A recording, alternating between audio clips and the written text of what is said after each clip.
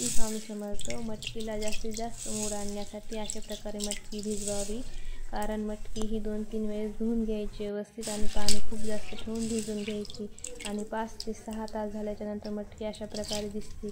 त्यानंतर ही मटकी 2-3 वेळेस धुवून घ्यायची आणि व्यवस्थित पूर्णच्या पाण्याने गाळून घ्यायची.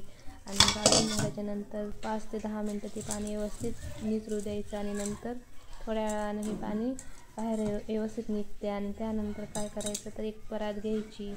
परातीमध्ये 2 नॅपकिन आपल्याला लागणार, एक खाली आणि एक वरी झाकायला.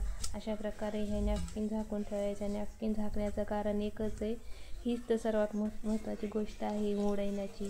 कारण जर नॅपकिन खाली ठेवलं तर मोड हे खूप छान प्रकारे येतात. कारण याचं एकच कारण आहे की ते मटकीला गरम ऊब लागण्यासाठी अशा प्रकारे नॅपकिन आपण टाकलेले आहेत.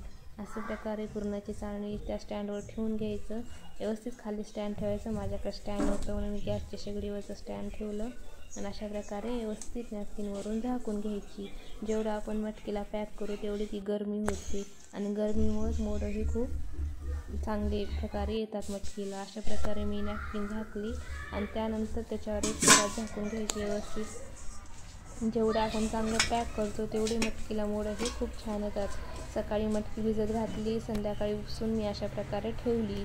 आता ही सकाळी चांगल्या प्रकारे सेट होते. मटकीला असे मोडं खूप येतात. चला तर आता मी तुम्हाला मटकीला मोडं आलेले दाखवते.